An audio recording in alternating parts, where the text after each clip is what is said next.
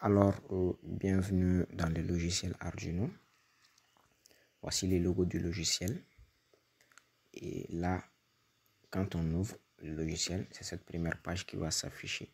Donc, avant de commencer, nous allons dire que le programme Arduino se déroule de la façon suivante. Nous avons trois parties en fait. Une prise en compte des instructions de la partie déclarative.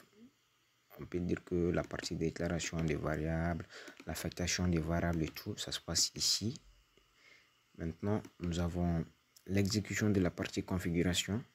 Fonction setup, c'est une partie qui s'exécute uniquement une seule fois. C'est la partie d'initialisation. Donc, configuration initiale, déclaration des variables locales, configuration des broches, initialisation des variables, initialisation des fonctionnalités,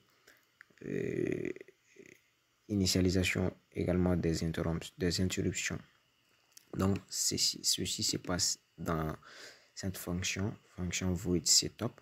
Donc, il est à savoir que la partie déclaration des variables, c'est facultatif.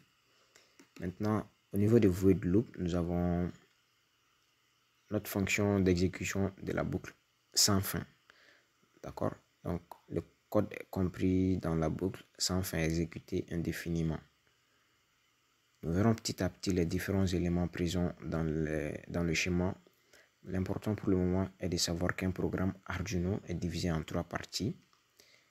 L'entête ici, que nous appelons partie de déclaration des variables, la fonction void setup et la fonction void loop.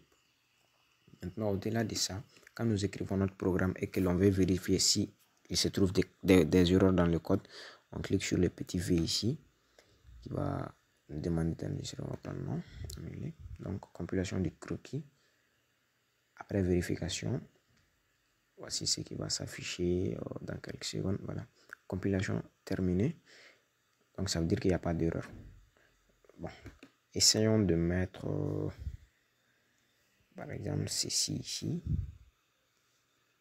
On va vérifier. Annuler. Compilation. Donc, nous avons le rouge qui est marqué ici. Ça veut dire que le programme contient une erreur. Maintenant, après cela, une autre partie importante, c'est quoi? Quand nous terminons d'écrire notre code et qu'on veut téléverser ce code dans une carte Arduino, c'est cette flèche qui va à droite que l'on clique. Donc, c'est pour téléverser le code dans la carte ici. Maintenant, quand on veut ouvrir une nouvelle page, c'est là que nous allons cliquer. Donc, un peu comme ça. Et si on veut choisir un fichier disons un programme qui est enregistré dans l'ordinateur, on clique ici. Si on veut enregistrer le programme que nous venons d'écrire, c'est ici, la flèche qui descend. Et pour enregistrer le programme que nous venons d'écrire, par exemple, on va enregistrer ce code. On va dire que on va l'appeler comme ça, prog1. L'enregistrement est terminé. Maintenant, si on veut ouvrir un programme déjà enregistré, ici nous cliquons. Donc, voici quelques programmes qui sont déjà enregistrés dans mon ordinateur. Maintenant, comme vous le savez, Arduino c'est un programme open source, c'est un projet open source, donc plusieurs codes sont en open source. Donc, il suffit de venir au niveau des exemples. Donc, on choisit, par exemple, Blink, c'est pour la LED. Il y a beaucoup de programmes qui sont en open source ici. Il y a beaucoup de programmes qui sont en open source dans le logiciel Arduino. Donc, après, quand nous voulons inclure une bibliothèque, on verra c'est quoi une bibliothèque après.